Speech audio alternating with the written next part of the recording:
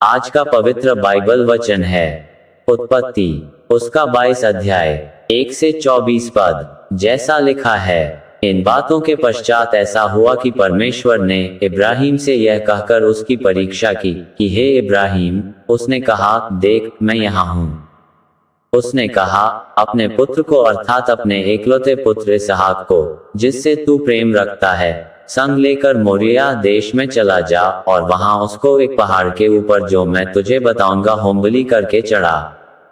सो इब्राहिम बिहान को तड़के उठा और अपने गदहे पर काठी कसकर अपने 2 सेवक और अपने पुत्र इसहाक को संग लिया और होमबलि के लिए लकड़ी चीर ली। तब कूच करके उस स्थान की ओर चला जिसकी चर्चा परमेश्वर ने उससे की थी।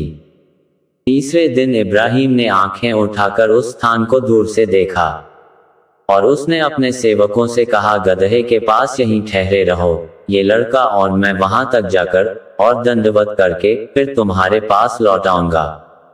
सो इब्राहिम ने होमबलि की लकड़ी ले अपने पुत्र इसहाक पर ला दी और आग और छुरी को अपने हाथ में लिया और वे दोनों एक साथ चल पड़े।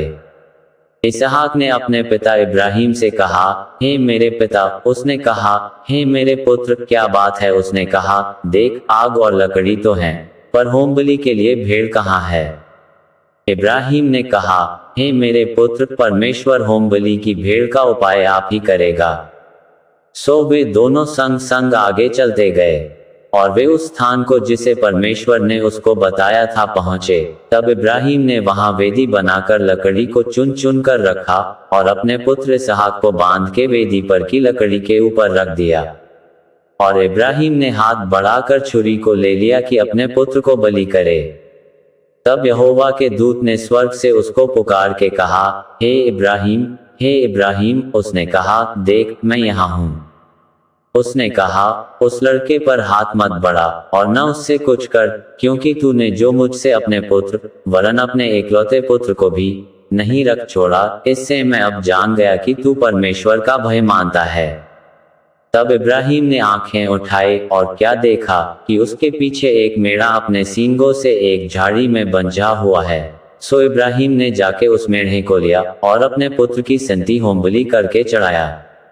और इब्राहिम ने उस स्थान का नाम यहोवा यिरे रखा। इसके अनुसार आज तक भी कहा जाता है कि यहोवा के पहाड़ पर उपाय किया जाएगा।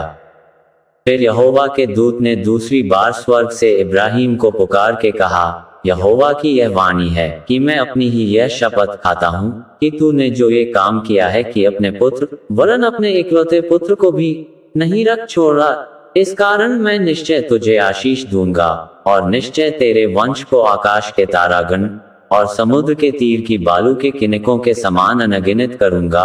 और तेरा वंश अपने शत्रुओं के नगरों का अधिकारी होगा और पृथ्वी की सारी जातियां अपने को तेरे वंश के कारण धन्य मानेंगी, क्योंकि तूने मेरी बात मानी है। तब इब्राहिम अपने सेवकों के पास लौट आया और वे सब बेरशेबा को संग संग गए और इब्राहिम बेरशेबा में रहता रहा। इन बातों के पश्चात ऐसा हुआ कि इब्राहिम को ये संदेश मिला कि मिल्का के तेरे भाई नाहोर से संतान उत्पन्न हुए हैं। मिल्का के पुत्र तो ये हुए, अर्थात उसका जेठा ऊज और ऊज का भाई बूज और कमूएल जो अराम का पिता हुआ।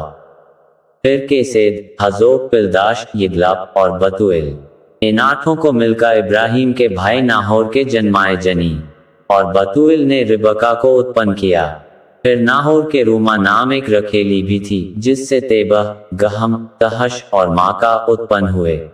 यहाँ तक इस वचन के द्वारा आपको आशीष मिले। आमीन।